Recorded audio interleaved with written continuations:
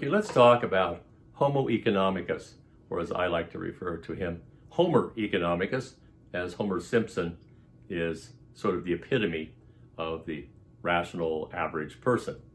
Now in economics, you can think of people as fitting on a standard distribution.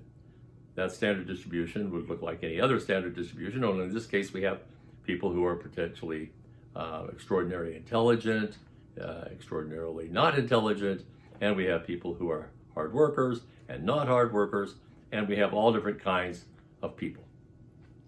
Well, if you want to study the people who exist in the tails of that standard distribution, then you don't take economics.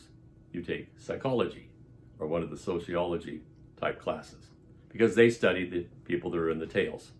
And economics, we're interested in the 99% that exist in the middle. The normal, everyday, average person that really is not very interesting to those who study psychology. So we have established some basic attributes of this person that exists in the middle, and we refer to those people as Homo economicus, or the economic person. Now, we talk about 4 general attributes that they have, and the first of those attributes is they are rational.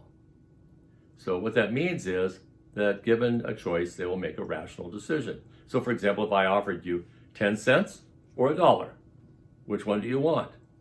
You would probably take the $1. Why? Well, it's the rational choice, right? Because $1 is better than 10 cents. If you chose the 10 cents, I would say you're irrational and you really wouldn't fit into the Homo economicus mold. The second attribute is self-interested. Now, self-interested is a very nice economic term for saying something about someone that we sometimes have less flattering words for. For example, we might say, you're greedy, you're selfish, right? But those are words that are harsh, and they're really referring to the same thing. You're self-interested. You're interested in getting what you want for yourself. Now, some people are willing to do some very bad things to meet their needs, but most people are not willing to bear the cost of doing such a thing. But you will find that almost everybody makes a decision, one way or the other, to try to satisfy their self-interest. You might say, but Dr. Thomas, what about Bill and Melinda Gates? They've put up $50 billion into a foundation because they want to help people. Well, let's think about that for a minute. Bill and Melinda own stock in Microsoft worth $50 billion. Now they could sell that stock so they could use that money and pay more than half of it in taxes, could buy $30 billion, or they could donate the stock to a foundation, tax-free, maintain control over it, and the foundation can provide them with a private jet and a nice salary for the rest of their lives, plus their children and their children's children and so forth. So why did they do it? Well, I'm sure that they're getting some satisfaction from doing what they're doing, but they're also getting a tremendous tax benefit. In addition to that, Bill in the past had a very bad reputation, but now he's building a great reputation. So you might say, well, I think Bill would like to have a good reputation as being a good guy, have people admire him, get on TV and talk about things to influence people. He would also like to protect the assets. There's a number of reasons why Bill and Melinda might want to put their money into a foundation. The third attribute of Homo economicus is utility maximizing. So what does that mean? It means they're not going to waste effort. Now, I will tell you right now that cockroaches are utility maximizing. When a cockroach pokes his head out from a hole in the wall and there's a little bit of rotting food in the middle of the floor, that cockroach doesn't wander around enjoying the day, thinking, oh, well, I'll get around to that rotting food eventually. No. They run beeline for that food, grab the food, and run beeline back into the wall before somebody steps on them, because that's utility maximizing. They want to get the maximum utility out of the energy and with little risk as possible. Well, humans are the same way. We try to find the least expensive way to accomplish both physically and financially to accomplish the things that we want to accomplish. And finally, the fourth point is that we are marginal deciders. We like to make decisions on the margin. In other words, as we were talking about earlier, we're going to look at the marginal cost versus the marginal benefit. If we have sunk costs we will typically be prepared to walk away from those sunk costs if necessary. We saw this happen in the housing market, where we had all these people own houses. They thought things were great. The price of houses dropped to where they were upside down in their houses.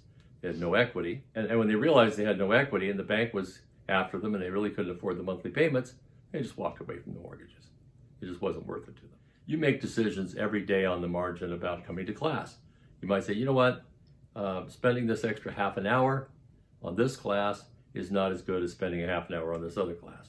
Or I would rather spend some time going out with my friends rather than study. And those are marginal decisions that you're making at the time all the time. Let's dig a little deeper into this idea of a marginal decider, making marginal decisions. Now, in this example, I'm going to tell you about something that might be relevant to you. Suppose you have a choice of studying the homework for a test or reading the chapters in the book for a test. And what you know is that you get a benefit of 25% per hour from reading the chapters in the book. A nice steady 25%.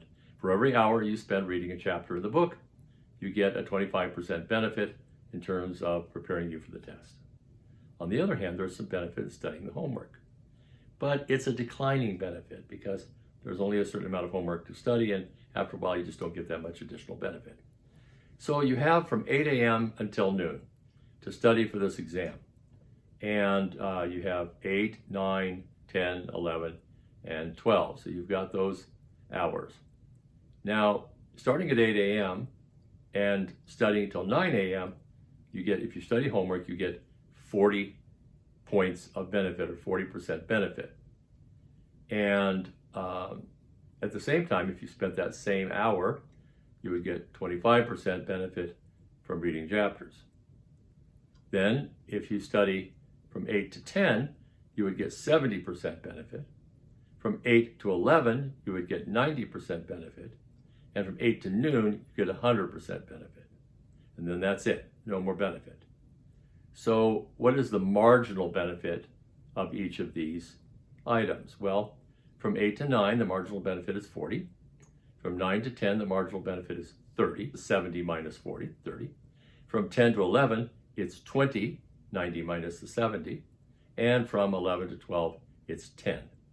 So recognizing that you have a 25% benefit from reading the chapters and a declining benefit from studying the homework, the question I would ask you is, how many hours should you do of each? Well, if you've thought it through very quickly, you'll realize you should certainly study from 8 to 9 and study the homework.